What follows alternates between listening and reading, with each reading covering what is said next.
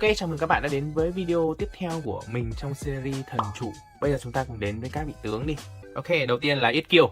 Có Kình Ngư một lần trong giai đoạn ra thẻ. Khi bạn dùng thẻ nguyên tố nước, bạn được rút một thẻ. Ok, ngon. Phá thuyền, bạn có thể dùng đen như thẻ phá hủy.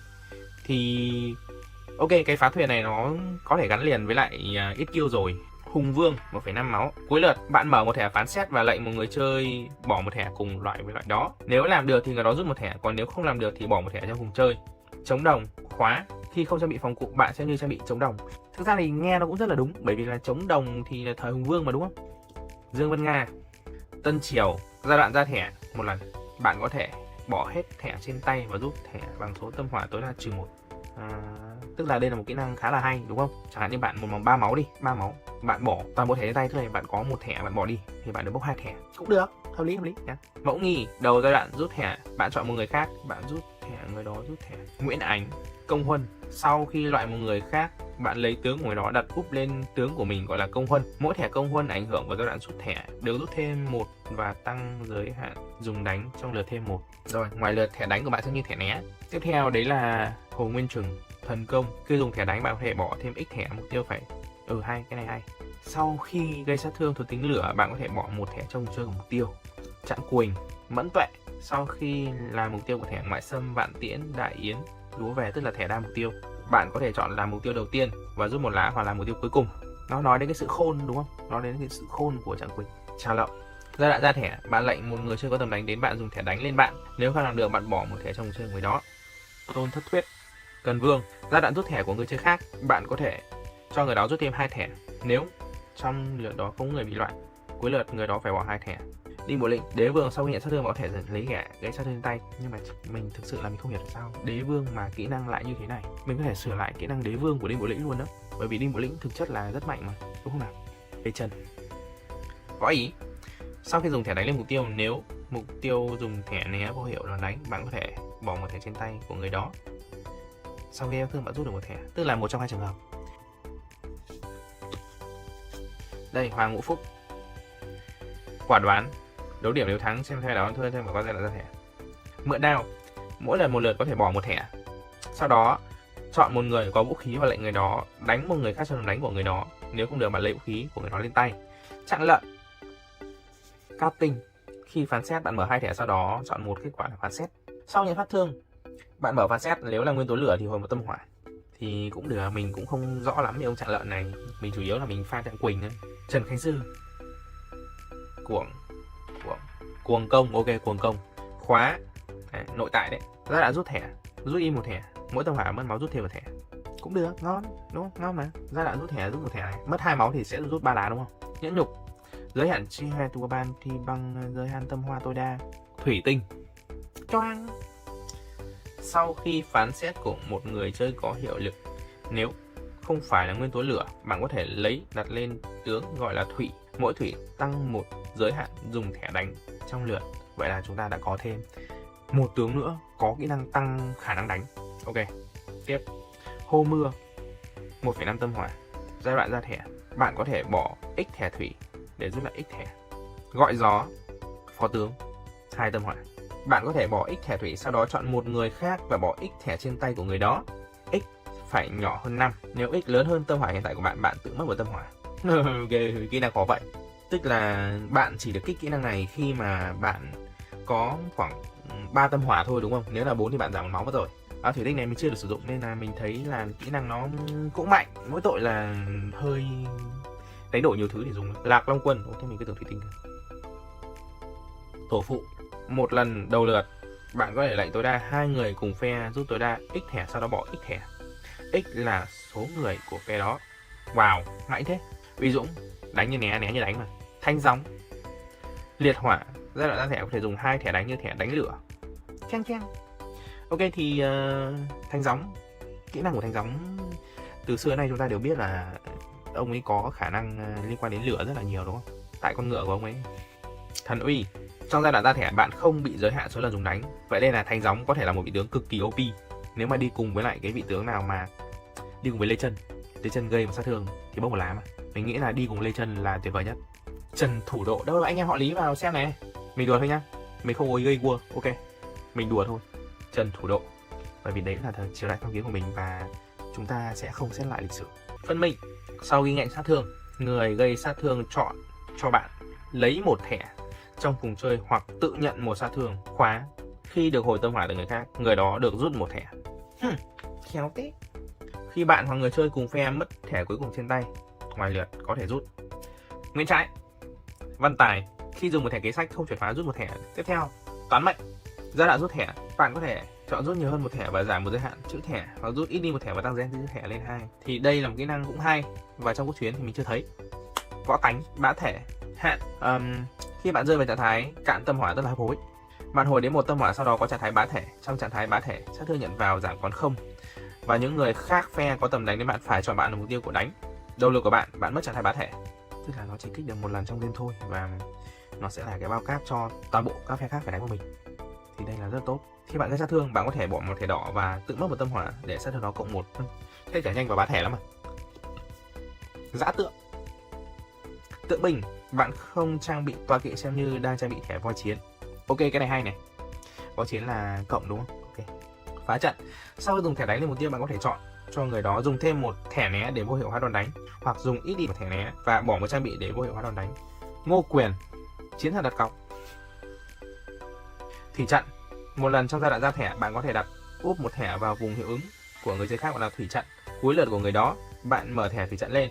Nếu trong lượt người đó có dùng thẻ cùng với nguyên tố của thẻ thủy trận, bạn có thể rút 2 lá. Ngược lại, bạn bỏ trong vùng chơi của người đó một thẻ.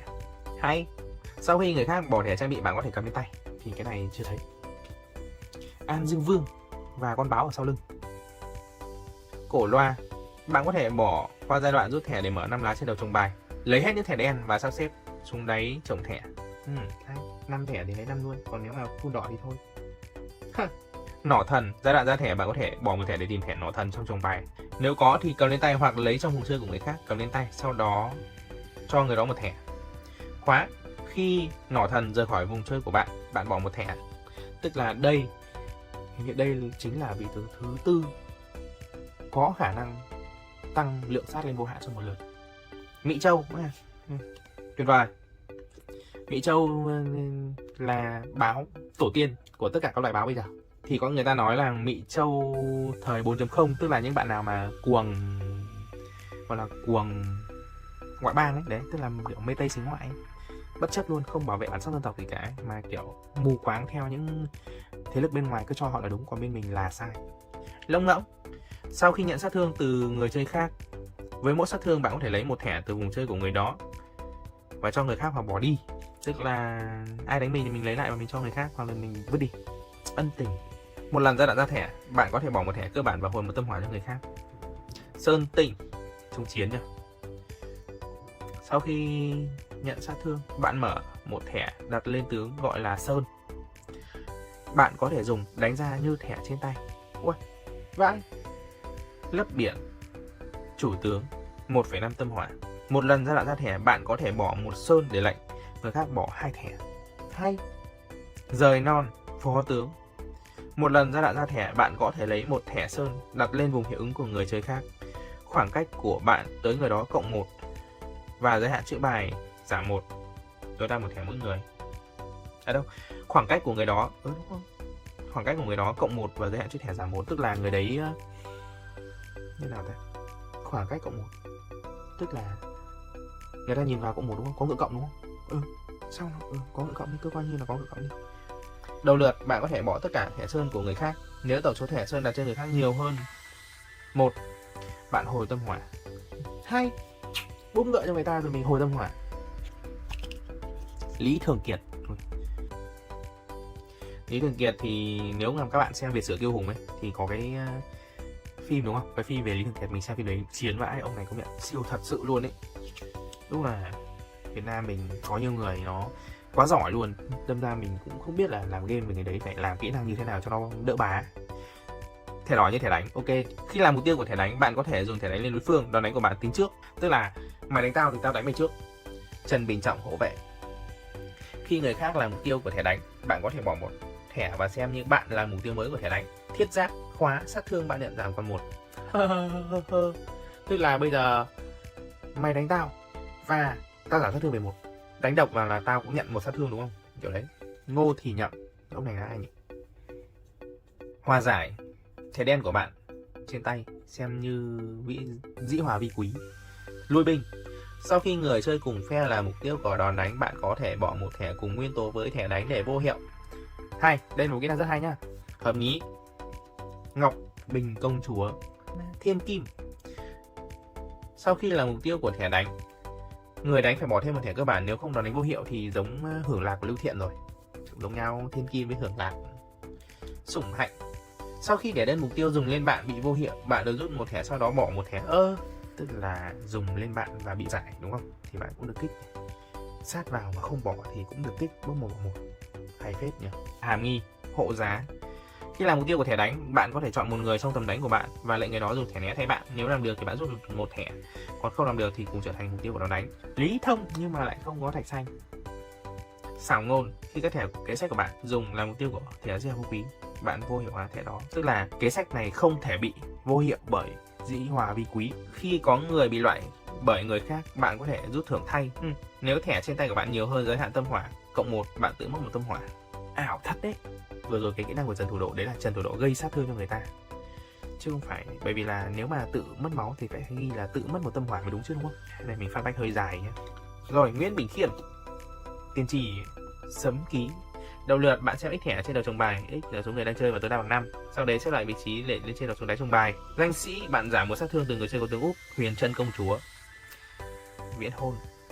Đầu lượt bạn có thể lật thẻ từ đầu chồng bài cho đến khi dập thẻ đỏ thì dừng lại. Sau đó bạn cầm tất cả thẻ lên tay. Nếu làm vậy vào cuối lượt bạn phải bỏ hết thẻ đỏ trên tay, tức là chỉ giữ thẻ đen thôi. Thẻ đen của bạn sẽ như né, tức là đã kích kỹ năng viễn hôn thì bài trên tay sẽ chỉ là toàn đen trên tay. Hai bà trưng. Tẫn tiết khóa. Khi bạn bị loại, người loại bạn không được rút thẻ thưởng, hoặc nếu người loại bạn là người cùng phe, người đó không phải bỏ toàn bộ bài trên vùng chơi. Voi chiến. Một lần ra thẻ. Một lần ra thẻ nghe nó như là ra thẻ một lần phải dễ đọc hơn không? Mình toàn đọc sai ạ. Bạn có thể bỏ một tọa kỵ hoặc tự mất một tâm hỏa để gây sát thương cho một người khác. Trần Quốc Toản. Tiên phong. Ngoài lượt khi bạn nhận thẻ, bạn có thể dùng thẻ đánh lên một người trong tầm đánh của bạn, tức là cứ ai cho bài là mình đánh người khác. Bùi Thị Xuân. Binh cơ. Giống kiêu cơ đúng không? Có cùng chữ cơ mà. Khi trang bị rời khỏi vùng chơi, bạn được rút 2 thẻ. Cứu tế. Một lần ra thẻ, bạn có thể dùng đỏ như lúa về. Trần Hưng Đạo đây rồi, idol. Hình tướng sĩ. Ra thẻ, bạn có thể lệnh người cùng phe rút 3 thẻ hoặc rút 1 thẻ và hồi một tâm hỏa. Điều binh. Một lần ra thẻ, bạn có thể bỏ x thẻ cho một người chơi rút x thẻ, hoặc cho một người chơi tùy ý số thẻ trên tay bạn. Nếu số thẻ bằng hoặc lớn hơn tâm hỏa tối đa của bạn, bạn có thể rút 1 thẻ và dùng như thẻ vườn không nhà trống. Hạn. Nếu bạn là người duy nhất của phe thì bạn rút 2 thẻ. Âu cơ tổ mẫu. Trước khi thẻ bỏ của bạn và chồng bài bỏ, bạn có thể cho người khác thẻ đó. Cứu nguy. Ngoài lượt, thẻ đỏ trên tay của bạn xem như thẻ tâm hỏa. Đoàn thị điểm. Cơ chí. Một lần mỗi lượt, khi dùng kế sách không chuyển hóa, bạn có thể bỏ một thẻ trong vùng chơi của người khác, hoặc sau khi có người khác là mục tiêu đầu tiên của thẻ ngoại xâm, thẻ vạn tiễn, thẻ đại yến, thẻ lúa về, bạn bỏ của người đó một thẻ. Khóa. Thẻ đánh của bạn xem như thẻ dĩ hòa vi quý. Hai người có kỹ năng liên quan dĩ hòa vi quý à? Cuối cùng, Trần X Tắc. Tham vọng. Sau khi sát thương, bạn có thể rút một thẻ và bỏ một thẻ. Ngoại biện. Khi thẻ ngoại xâm dùng bởi người khác và xong bài bỏ, bạn có thể lấy thẻ đó lên tay. Người ta gọi là dắt voi về giày mã tổ, cõng rắn cắn cả nhà đúng không? Nịnh thần. Đầu giai đoạn ra thẻ của người khác, bạn có thể cho người đó rút một thẻ trên tay. Nếu làm vậy, bạn không là mục tiêu của đòn đánh của người đó cho đến hết lượt. Và đó là toàn bộ các vị tướng có trong game thần trụ. Hết rồi, không còn gì nữa đâu. Xin chào và hẹn gặp lại các bạn ở những video sau nhé. Bye bye.